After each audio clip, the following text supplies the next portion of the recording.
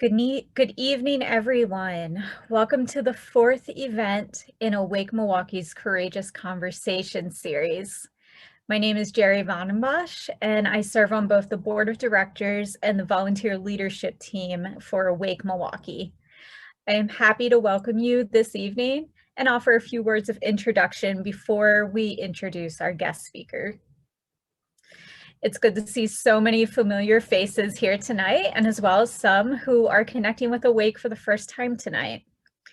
For those of you who are new to Awake, we are a growing grassroots Catholic nonprofit organization founded in August of 2019, whose mission is to awaken our community to the full reality of sexual abuse in the Catholic Church and continue to work for transformation and healing throughout the Archdiocese of Milwaukee. This is the fourth installment of our monthly Courageous Conversations speaker series, and you can find recordings of our previous conversations on our website. Our goals of this series are to build community, deepen understanding, encourage conversation, and inspire action in response to the complex issue of sexual abuse in the Catholic Church. We look forward to sharing specific action steps with you at the end of today's presentation. We're so glad that each of you have made the choice to be here this evening. I especially want to thank victim assistance coordinators and others who work for the church who are here tonight to learn more about the abuse of adults in the church and how we can be more compassionate towards all who have experienced abuse. I also want to specifically welcome those of you who are survivors of sexual abuse in the church as children or adults. We are honored that you're joining us this evening, and we always welcome your feedback about any of Awake's activities.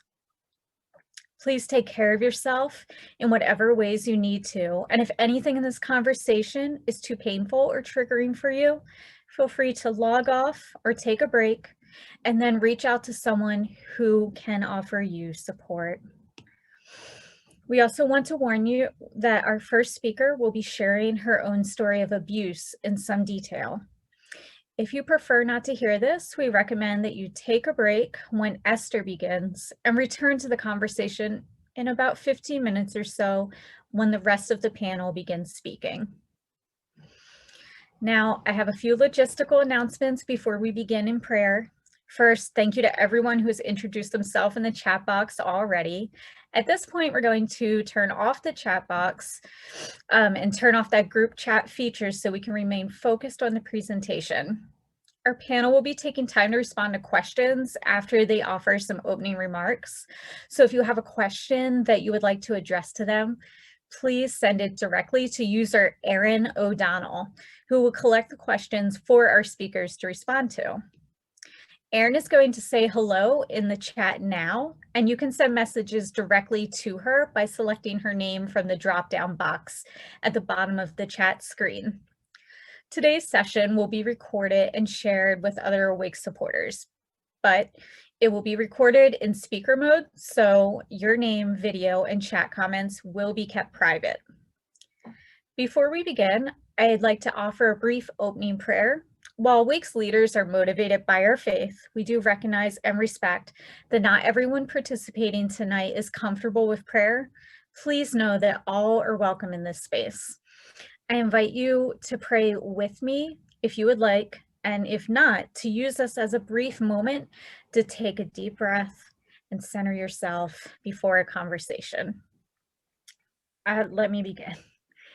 Dear Lord, thank you for gathering us tonight. Please open our minds, hearts, and ears to the stories you need us to hear. Please, in a special way, bless our speakers and our listeners tonight. Lord, help us to do your work and not our work. Amen. Hand it over. Thank you. Thank you, Jerry. Hello, everyone. Good evening. My name is Erin O'Donnell, and I'm a member of the Awake leadership team, and I also edit Awake's weekly blog. I have the privilege of introducing our topic and speakers this evening. Many Catholics think of the sexual abuse crisis in the church as mainly involving the abuse of children and teens. But if we consider news headlines over the last year, we know that's not the whole story. Former Cardinal Theodore McCarrick was credibly accused of the abuse of seminarians, while dozens of women have reported sexual abuse by Catholic composer David Haas. These high-profile cases are just the tip of the iceberg. In doing this work, we at Awake have met men and women sexually abused as adults who have shared their experiences and their real pain with us. Men and women that we've worked with have talked about the difficulty of healing in parishes and dioceses that assume that sexual contact between two adults must have been consensual. Our guests this evening are here to help us unpack and understand these issues. Let's start by introducing Paula Kaempffer, who has worked in Catholic ministry for many years and now serves as the outreach coordinator for restorative justice and abuse prevention for the Archdiocese of St. Paul in Minneapolis. In this role, Paula works directly with victim survivors who were abused at any age, and she is herself a survivor of multiple instances of clerical sexual abuse as an adult. We are grateful to Paula for being a wonderful friend and supporter of Awake, and for bringing her personal and professional experiences to this conversation. We will begin with words from Esther Harber. Esther is a wife, mother, and committed Catholic. She was raped by a priest in 2010 while working as a lay missionary in New York City. Esther now lives in Ohio and has graciously agreed to share her story tonight. She hopes that sharing her experiences might help others. This is her first time telling her story in a public setting, and we are grateful for her courage in speaking out in this way. Before Esther begins, we do want to let everyone know again that she'll be sharing her story, including the assault, in some detail. We hope that this helps us all better understand the full reality of sexual abuse of adults, but we also recognize that this information could be difficult or triggering for some. If you'd prefer not to listen to this part of the conversation, feel free to step away for about 15 minutes and return when we transition to the panel conversation. Esther, thank you for being here tonight. Thank you so much for the introduction, and thank you to Awake and Sarah for giving me a voice to allowing me to share my story. As mentioned, my name's Esther, and I am a survivor of clerical abuse. I was raped by a priest on October 24th of 2010, and this altered my life in a very drastic way. I think to begin to understand exactly how it altered me is you have to understand a little bit of the history. So I come from a really problematic background. I experienced a lot of abuse growing up. And my family of origin, there was a lot of issues, and but I also faced some bullying. And so these things combined, it gave me a very bad template for how healthy relationships work. And I found myself in my late teens and early 20s repeating this cycle, and I ended up in some bad relationships, further compounding this problem and this deep, deep loneliness that I had inside of me. I lived kind of this crazy party lifestyle for a while, and God in his providence, he gave me a really profound conversion experience in my early 20s. And after that conversion experience, I began to research and investigate, and the Lord led me home to the Catholic Church. In November of 2006, on the Feast of Christ the King, I was initiated into full communion, and I came home. And in that moment, I really found great zeal. I was so excited for the faith. And if any of you guys know adult converts, they're always so amped up and ready to go. And I was just like them, and full of vigor. And I found a mission group in New York, a lay mission group, a beautiful community of people. And the Lord called me there. And I actually served with them for several years. But moving to community, it was a very joyful time, but it was also very difficult at times, despite these women being very dynamic and wonderful. But I found that my wounds from childhood were cropping up, and it was experiencing. So I began therapy.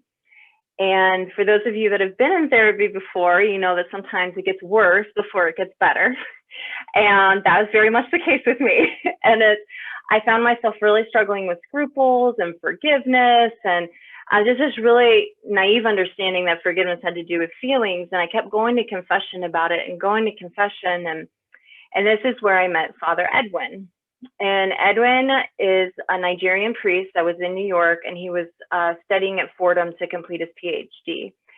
And so he was only there temporarily for a couple years, but he was the leader of several groups in the parish and fairly well known. Well, I went to Father Edwin in a face-to-face confession, and I told him that I was struggling to forgive someone who had perpetrated sexual abuse against me as a child. It was something had come to the surface, and I was really struggling with it because I felt a lot of resentment and anger. And it was in that moment that Father Edwin began to approach me and prayed for me to be baptized in the Holy Spirit, which, for those of you that aren't familiar, that's something in the Catholic charismatic renewal that's pretty typical, but basically that I would receive the Holy Spirit. But in that moment, he encroached upon my space and was touching me. And I kept asking him to move back, and he wouldn't. Eventually he did, but at this point I was very disassociated. And disassociation is when your mind disconnects from reality a little bit. You know, it's kind of like on a spectrum, but like you kind of disconnected and you're a little spacey. And I just walked out of the confessional just very discombobulated and not really sure what to do. So I went to my pastor, or my spiritual director, who also was the pastor at this parish and his boss, and told him what happened, and he agreed to speak with Father Edwin about it. But this sparked Father Edwin becoming very angry with me. And because of my history of abuse, this anger is a really big trigger for me. And I had a very hard time beginning to cope with this. And eventually I just apologized to him just to make it all okay. And, you know, I committed the cardinal sin of telling too, which is something that we never did growing up. And so, this began a turning point in our relationship, and I went to confession with him a few other times, but it was always behind the screen. And I felt safer that way, but I began to divulge very tragic things that had happened to me in the past, some of my sexual problems, things very, very intimate that you tell in confession. Sadly, this would come to bite me later. And fast forward to Holy Week of 2010, he gave a homily on forgiveness. And this being still an issue that I was struggling with, I asked to meet with him for him to further explain to me what this meant, because I really longed for that freedom and I didn't know how to get it. And so I met with Father Edwin up in the rectory, and it had lots of windows and everyone was coming and going. So I wasn't concerned, but he's like, well, come down to my office. Let's go down to my office and talk. We went down to his office, and there were no windows, no people walking by. And that should have been my clue to run. But at this point, we had already built up a rapport, and I had a trust with him. And he already knew so much about me. And I really, again, was yearning for this. So again, he tried to pray for me to be baptized in the Holy Spirit, but this time he began to try and like exorcise demons and like blow on me and just like very close in my personal space.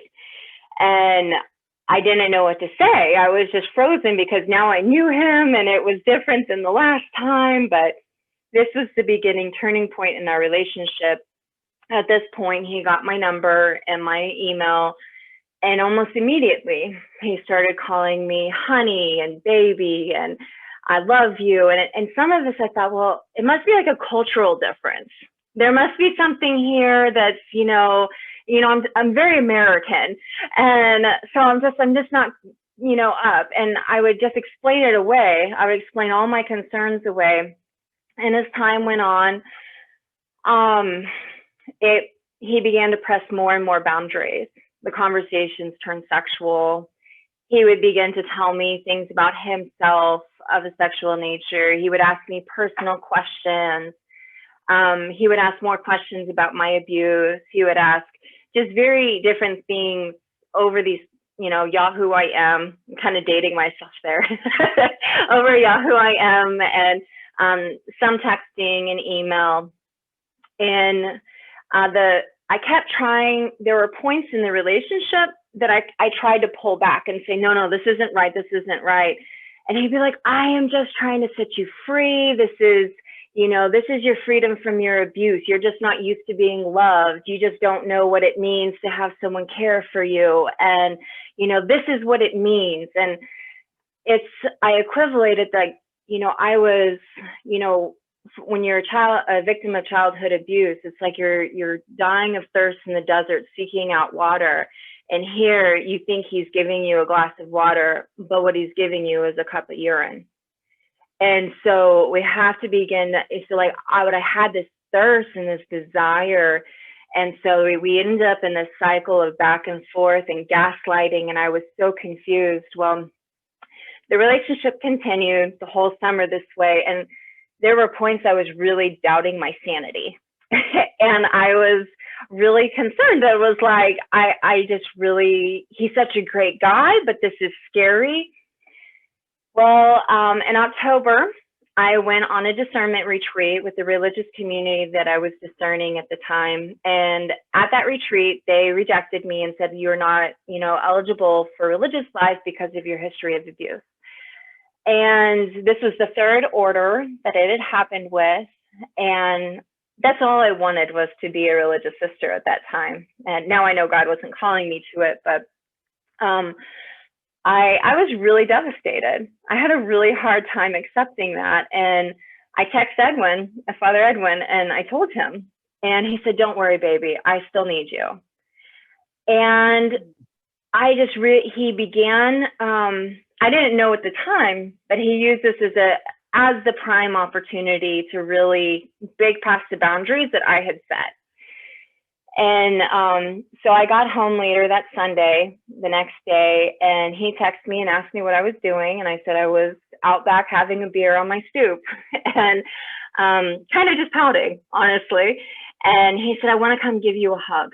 And I said, oh, yeah, I would really love that, And we met over in the church that was right by where I was living at, that I had access to. And part of me was like, this isn't good. This is going to go bad. But most of me was just longing for the pain to stop. But when he walked in the door, I knew that night was not like other nights. And I saw by the look on his face that something bad was going to happen. And I wanted to run, but I was frozen in fear. And I saw, and he said, I want you to be free with me. And I just said, I just want a hug. And so I went to hug him, but in that moment, he thrust himself upon me and began to kiss me very aggressively. And from that point, he began to disrobe me. And then I said, no, stop, we can't do this. And he said, do you want me to leave? And now to anybody else, that might not sound like anything, but him knowing my history of abandonment and my deep psychological issues at the time, knew that was going to be massively triggering for me. And I began to disassociate. That was when I started. And he began to kiss me again and further disrobe me. And I said, no, I can't. Then he became angry. And he said, you are lucky it is me, because any other man would not have stopped. And at that point, I was paralyzed in fear, and I didn't know what to do. And he began to, things progressed again. And I just thought to myself, I can't say no again, but maybe if I just give him a blowjob, this will all just be over. it'll all just go away. And I tried, but I was so disassociating, so disconnected, I couldn't do it. And my survival skills was failing me, and I was a wreck. And the next thing I know is that my face was on the carpet, and he was on top of me from behind yelling, "Do you like sex now?" Because I had previously told him that I hated sex. And when he finished, and as I put it in my journal, so forgive the language, but he fucked me like an animal. And when he finished, I just remember hitting the floor. Like, I was so upset. I felt like I had committed such a grave sin. And we cleaned up, and I asked, well, what do we do if I get pregnant? And he said, well, because of the work you do, I know you won't have an abortion, because at the time I was a crisis pregnancy counselor. And I said, no. I said, but what about the morning after pill, the plan B? And I said, well, I don't have the money for it. So he gave me some money and for the morning after pill. And I went to the restroom, and I came back, and I said, and this is the part that's really hard for me to say, but I asked him to hold me. And it might be kind of hard to understand that, but there was no one else there to hold me. And I had just been raped. And as we sat in the pews in the church, he looked up at the tabernacle, and he said, isn't it amazing? We're in the presence of God.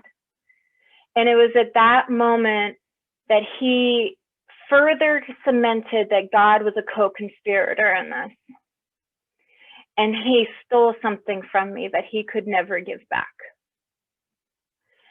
Slowly, after the next day had come, I did not sleep much that night. And not that you would expect me to, but I just remember the next morning thinking, what the hell am I going to do? And sometimes I don't know how to get away from this man. I am stuck. And then by the grace of God and through an extreme amount of grace, I was able to go to my spiritual director and tell him what happened, which was honestly a miracle. And my spiritual director had me go to the vicar of priests, and the vicar of priests and from there the reporting process was hell. It was more traumatic in some ways than the rape itself. They sent me down to the big buildings downtown, and it was just a very long process, and years went by. I ended up entering religious life for a while and discerning out, but after that, I spent years writing 20, 30 letters to various cardinals and bishops and priests and nuncios and anyone who would listen, but no one would. So finally, I went public with my story because he was still practicing as a priest in Nigeria. But that going public with my story was what finally was the catalyst that started the canonical investigation. The canonical investigation did conclude, but they have not and will not share the results of the investigation with me. I did, in the process, meet with Cardinal Dolan, and while he did pay for my therapy and he did affirm and was validating, one of the things that he did say to me in the midst of it, which I think kind of sums up the church's attitude towards adult survivors, is, when I heard your story, I was so glad that you were not a man and you were not a minor. And that really set a profound mark for me to say that, wow, that something really needs to change here. But thank you for taking the time to listen to my story. I know it's messy, but it's I really appreciate it. Thank you. Thank you so much, Esther. I know that's really hard to do. We're really grateful for your courage and your willingness to trust us with that, and thank you. It's kind of hard to transition from this kind of emotional place. I just invite everyone to take a breath, and then we're going to move on to the other pieces of this evening. comments in response to just this basic question, which is based on your own personal experience and your professional experience. What have you learned about sexual abuse of adults in the Catholic Church? And what do you think Catholics should understand about this issue? So also I will say, after Paula and David respond to this question, we're going to offer some time for question and answer with the whole panel responding to questions from Awake and from other participants. So if you have questions that you think of while they are speaking and that you would like them to address, you can send those directly to Erin O'Donnell by selecting her name in the drop-down menu in the chat function. So if you have questions, you can send those along to her. But first, we're going to start with Paula. Can we ask you to go first and speak a little bit to that question? Sure.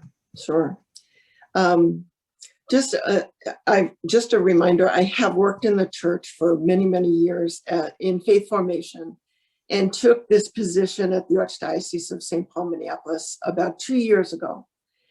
And I had my concerns because people would see me not necessarily as a victim survivor, because they didn't know that yet, but they would see me as part of the church, the institution that has caused this whole problem.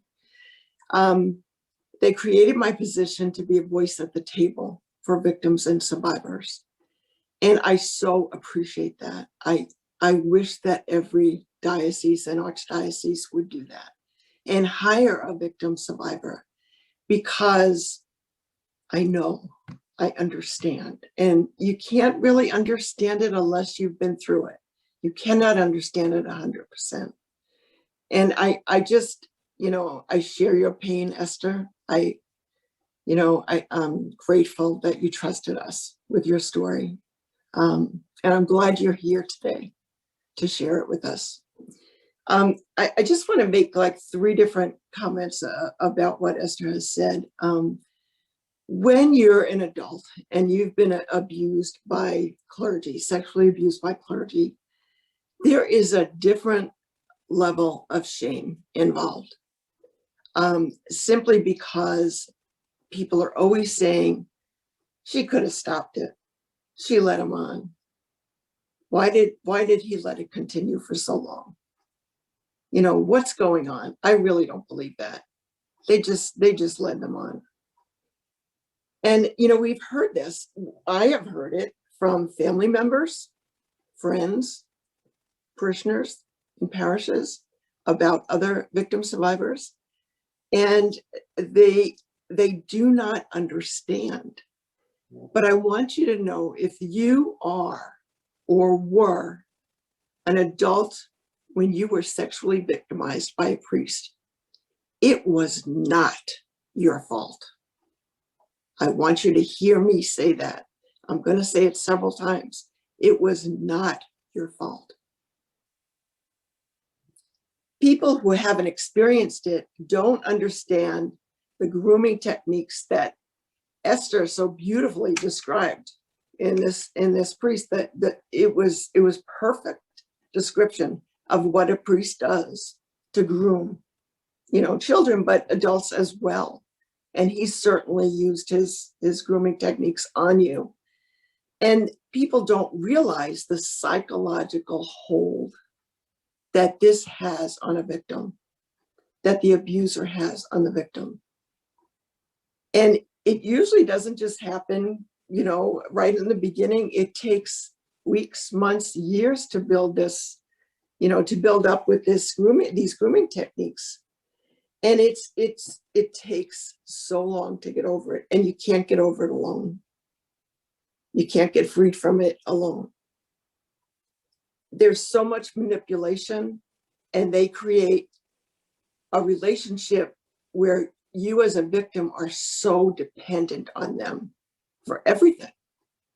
Just as Esther described, there was no one else standing there to comfort her and to put their arms around her in a good, healthy way. There was nobody there for her.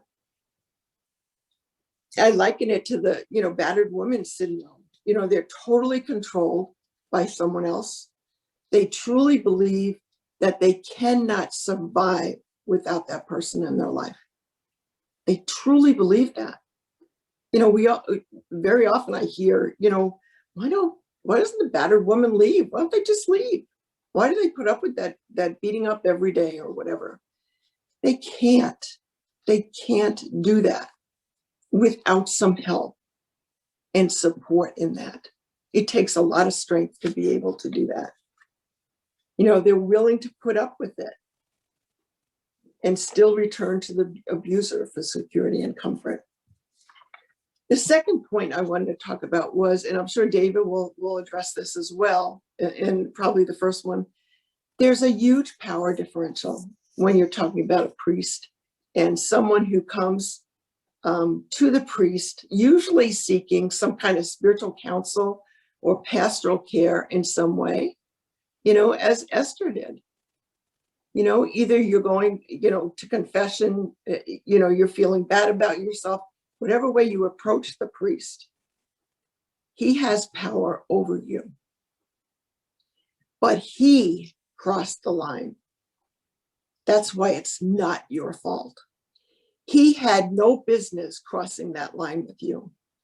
He was in the wrong, not you. And he knew it. And he knew what he was doing. He knew the right words to say to coerce you into feeling sorry for him or into thinking you're in love with him. He knew how to get you to do certain acts for him. And sometimes by telling you it was God's will that you do these things with him. It was God's will.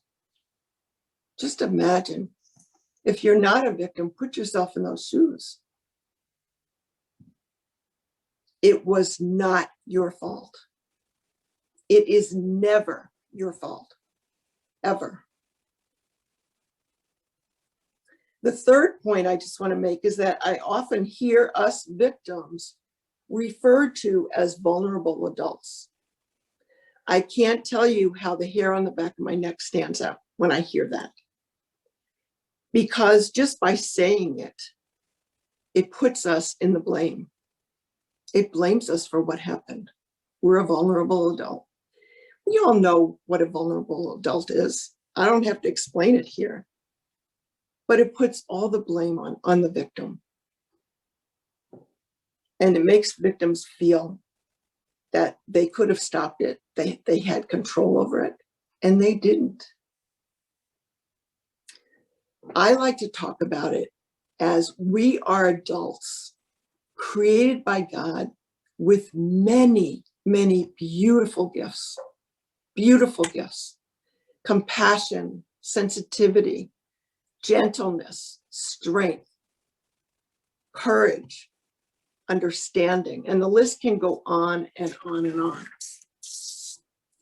So instead of being vulnerable adults, we are gifted adults who entered into a vulnerable situation in which someone took those gifts of ours and manipulated them to serve their own purpose. That's the reality of what happened. We weren't weak. We were gifted with these beautiful gifts. But we entered into a situation where someone took advantage of that and just turned everything around. And we are victims only in the sense that someone made us victims by abusing and harming us and by taking away our power. Our gifts are still our gifts. No one can take these away from us. We are strong, we are resilient, and we are survivors. Thank you for listening. Thank you, Paula. I appreciate the way you just speak from the heart, and we know there are a lot of survivors, especially of abuse as adults, who are on this call right now, and so appreciate that message to all of them as well. Or Esther, either of you want to chime in on that question of the power differential? Esther says yes. I can see you're unmuting yourself. Do you want to speak a little bit to that? I do. Just briefly, because I really want to hear what Paula has to say, because I think she would have something to add as well. But very distinctly, when we look at, it is legal in 13 different states, but also it's when a psychologist has sex with one of their patients, they lose their license instantaneously. Like the minute it's found out, they're suspended. You know, there's no ifs, ands, or buts, or like, oh, she dressed this way to session, or she, you know, hit on me. It doesn't matter. It's the psychologist's job or the therapist's job to hold that boundary. And so with the priest, how much more so is there, and it's there between a therapist and a patient because of the power differential, because of the difference. Well, how much more so for a priest who represents God? There cannot be a free gift. It's like, that's why like incest can never be freely given, because like a child cannot say no to their parents, you know, the same way this is our spiritual fathers. We cannot say no to them. So that gives them the power difference. That gives them the power in the relationship and the responsibility to hold the boundaries. Anyway, Paula. Thanks. Thanks, Esther. You know, the only thing I would say is that so many of us have put these priests up on pedestal. And I always say, God only knows why. Because if you knew the inside working of everything, it's very different. And, you know, to put them up in that pedestal, you know, they can do no wrong in our eyes. So if we're a victim, an adult victim, you know, being victimized by them, we think, well, they should know better. Maybe they're right. Maybe I'm wrong, you know. But I was going to say too, what Esther said, that if they were a therapist, if they were a doctor, they would lose their license and probably go to jail. And that's what is wrong with the church, in the sense that they don't. Very often it takes months or years, if ever, you know, they lose a parish or you know, become laicized. It just doesn't work the same way. And, you know, I think our voices need to keep talking and asking and, you know, pounding on the doors of the hierarchy and saying, this needs to be addressed sooner. We need to keep people safe. You know, if our priests can't be safe with our people, my God, what can we expect? And the other thing that has to do with power differential, what does that do to a person's image of God and relationship with God? It totally messes with it. And if it ever comes back, if they lose it, I don't know. I've seen so many just walk away because, you know, they couldn't handle it. You know, their relationship with God was so damaged and they want so much to come back. But it's so very difficult for them to forgive themselves to come back. So on this issue of I think we've heard a little bit about how deep these wounds can be and how much they can damage trust. And someone is asking kind of the hopeful end of that question is, you know, can you speak to, and they asked specifically for Paula and Esther to speak to, you know, how can survivors go on to trust others and form healthy relationships after abuse? I think we're all getting the idea of how awful this is, but where's the hope of, how do you see, you know, the hope moving forward? Esther, do you want to go first on that? Either way, that's fine. So yeah, it's such a great question, for one thing. Like, it's such a powerful question. I think everyone's journey is a little bit different.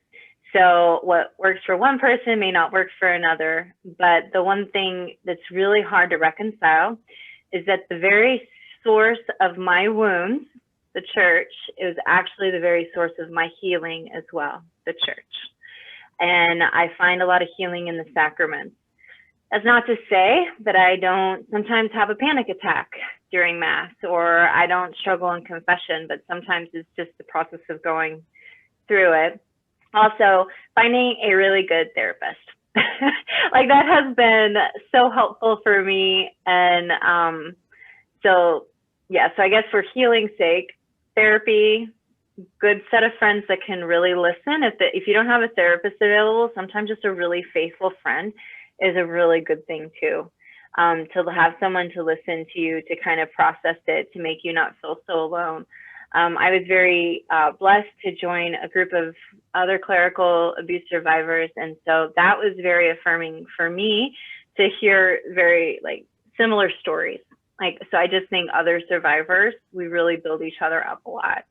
But yeah, it's such a powerful thing. But one of the biggest things for me has been the Blessed Mother.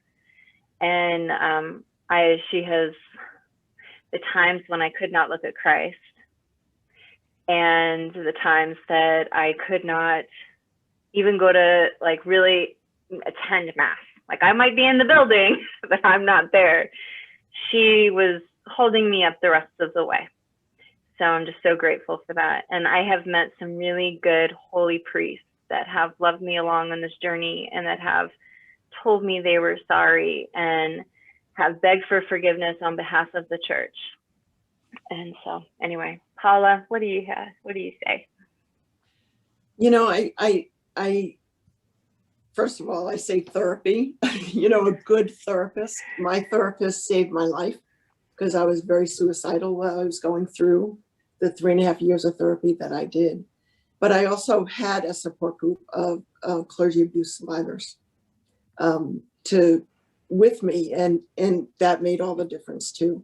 But you know, like you were saying, it's just to build up your support groups among friends, family. If family supports you, my family didn't know, but you know, I had a good support system. My husband, and you know, it just really helped. You know, those times when I was suicidal, I remember, you know, I would call my husband. He worked in another parish, and you know, I'd say, "You got to come," and we'd sit at the end of the parking lot, and I would just sob in his arms and just say, "Please give me a reason to live, please." You know, and he was there all the way. Because of that, this day, he won't set foot inside a church, and that breaks my heart. But that's his journey. I can't take that on. But, you know, really build good support systems. I think that really helps you through it. You know, that's what I found. Ask you guys to talk a little bit about the role of forgiveness for those who have been abused. And I mean, some parts of that might be, do you think church leaders and Catholics in general should be encouraging victims to forgive their abusers? And, you know, maybe for Esther and Paula, is this something you've thought about in your own life? But I just want to explore that conversation, that idea a little bit more. Paula, do you want to take that one first? Yeah, I would like to speak to this as well as maybe the others. There is a victim who told me a year ago that in confession, his priest gave him a 2-year penance and said that he had to pray for his abuser every day for 2 years. Oh my gosh. That's abuse. That's abuse. Another priest told a victim that she needed to go to confession before coming back to church, that she was not free to come to the sacraments until she forgave her abuser and came back to church. You know, many of these victims were victimized through the sacrament of reconciliation. How is someone ever going to go to that sacrament again if that's where the abuse took place? You know, when I meet with a victim, I never talk about forgiveness unless they bring it up. And then I like to talk about forgiveness in the sense of not forgiving the abuser, but forgiving ourselves. That's where we first have to start, because we do blame ourselves. We go back and forth in our brains, if you're a victim, back and forth all the time. Was it consensual? Did I do this? What, you know, all the time we're blaming ourselves. So we need to forgive ourselves first. And when I think about forgiving my abusers, I had 3 abusers as an adult working in the church in different dioceses. I go to God. This is very brutally honest. I go to God, and I do have I really feel I have a beautiful relationship with God. But I go to God and say, you know, I know you said we need to forgive, but I can't even come close to wanting to forgive. So you're going to have to do it for me. And I put it in your hands. And you bring me to the point that I need to be in order to forgive. And if that's not till after I die, that's fine. But, you know, I'm willing to be willing. And sometimes that's all we can say. And I don't think it's something that people can force out of other people. You know, it's if somebody tells you need to forgive, that's hogwash. They're not walking in your shoes. It's a lot easier said than done. So, and I think, you know, the approach that I take, I struggled with it for a long time.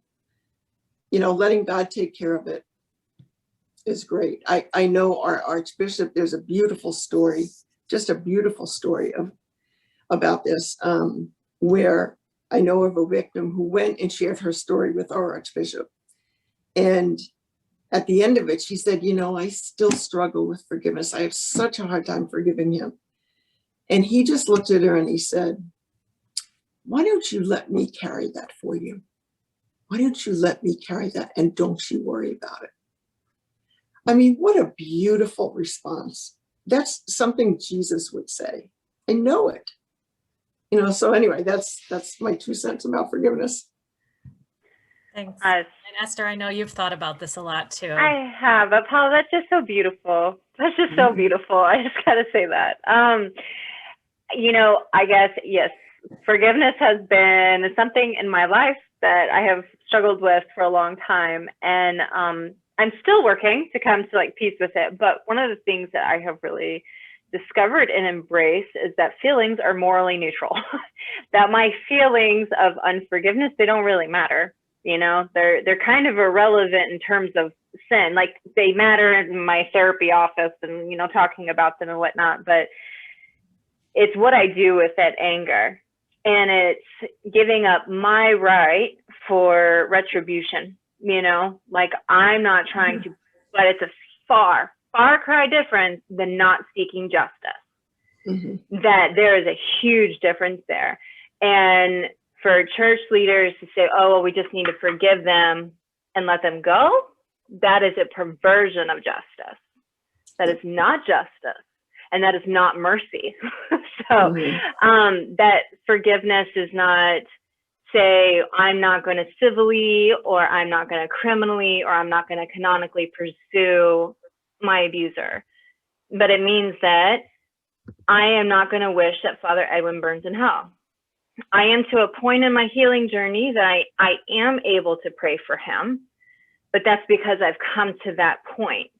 But I know many people, many survivors that aren't, and that God is not holding that against them. You know, like that's okay. And but where I have found forgiveness is to say what Paula said, let God take care of it. I'm taking them off of my hook and putting them on God's hook. And they will have to be accountable for what they did. But I'll be damned if I ain't going to try everything to stop another abuser from hurting somebody else. Add to that, one thing I did, you know, like it is probably the hardest mandate that Christ gave us as Christians. You know, it's probably the hardest thing that we have to do, and that's across the board, abuse survivors or anything. So be gentle with yourself in the forgiveness process. If you're a survivor and you are struggling to forgive your abusers, keep on that noble road and strive for perfection, but remember that you have a tender Father in heaven who loves you where you're at. And yeah, so I just wanted to add that. Be gentle with yourself. Thank you. We have too many good questions, and I'm just so much appreciating your responses. I'm going to raise a few more, and maybe we'll just ask if we can give some brief responses for these things. I guess there's a question from someone who works for the church about what maybe they should be paying attention for in terms of signs of abuse, especially maybe we're sometimes taught what to look for in terms of signs of grooming of children, but sometimes we don't know how to pay attention to this with adults. And so I don't know if there maybe one or two of you wants to speak to this idea of what should someone on the outside be looking for, or, you know, what could they be paying attention for that could be helpful? I always say, trust your gut, just like David said. Your gut is given to you. It's intuition. It's given to you. It's a gift. Trust it. It's probably 99.9% never wrong. You know. All right. Another question that's coming from a priest who's attending is, what do you recommend for him as a priest when he feels overwhelmed and doesn't know what to say or do listening to victim survivors? But this question could come from anybody who hears a story like this, or could someone give just a very brief, you know, what are the helpful things to say or do if someone discloses to you their own story of abuse?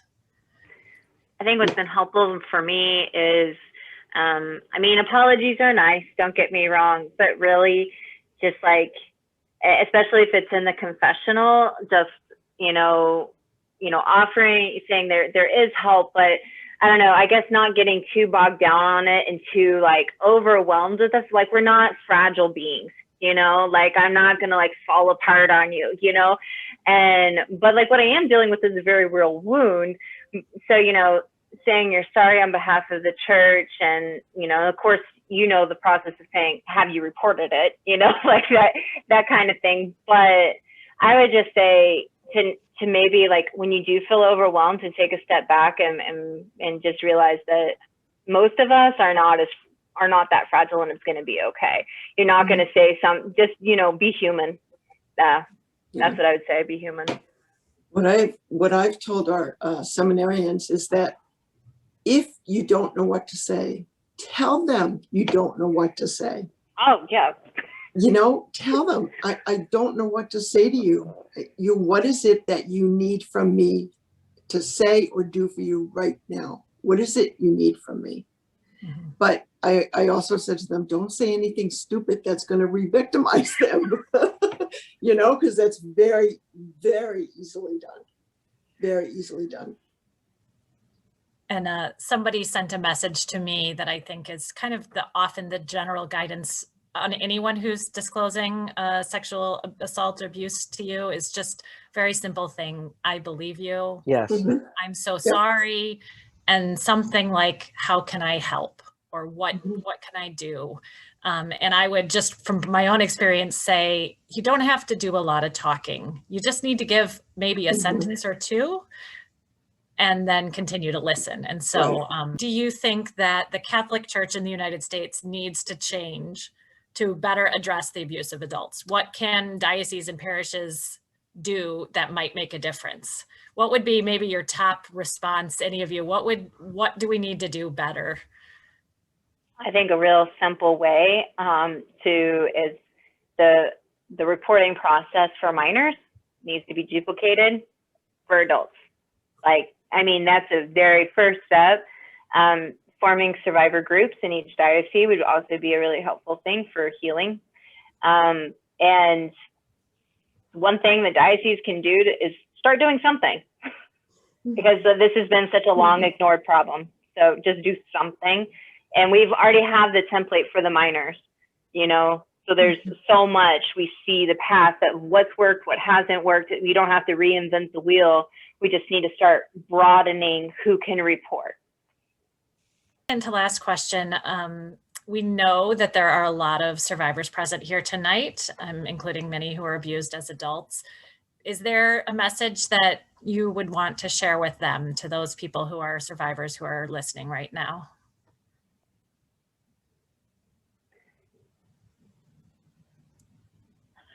I just want to tell you that I'm so sorry you were hurt. It is not your fault. It is not your fault. It is not your fault. And there is hope and there is healing. I don't know where you're at in your healing journey. You might be at the very beginning and just really a mess and hurting terribly and not sure if you can ever even pray again.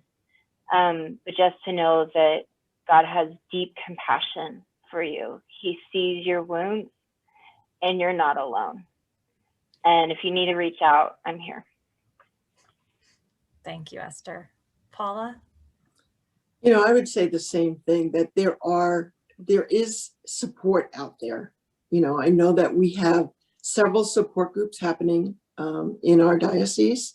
We have one for those who are adults when they were victims. We have one who's a general, you know, clergy or any sexual abuse in their lives. And we do have a support group for family members too. So, but you know, with the adult support group, it's amazing. We have been meeting since June, and the beauty of it is that we're healing each other. It's not a therapy group, it is a support group. But the healing that's taking place in them is beautiful to see, just beautiful to see. And you're welcome to contact me and join any of them. One closing thing. So we've talked about a lot tonight. And I think it's always good to, at the end, try to give people maybe one thing to walk away with, especially for those maybe who haven't had this touch their lives in a personal way. You know, what's one thing you would like them to walk away from tonight understanding about the issue of abuse of adults in the Catholic Church? Well, it's one thing. Who wants to go first with that? I'll go. Go ahead, Paula. I think that others need to understand we can't just get over it. We can get through it, but we can never get over it. It's never not there. Double negative, but it's never not there. It's always there. And if we could forget about it, believe me, right, Esther, we would. You know, but we can't. It's always there. Something was taken from us that will never come back again, unfortunately. You know, we can be healed, but thank you. That's what I want to leave them with. I think I would want to leave those that are like non-survivors to see the problem of adult survivors, to understand the power differential mainly. And then for survivors, that there's hope and healing and a God who loves you.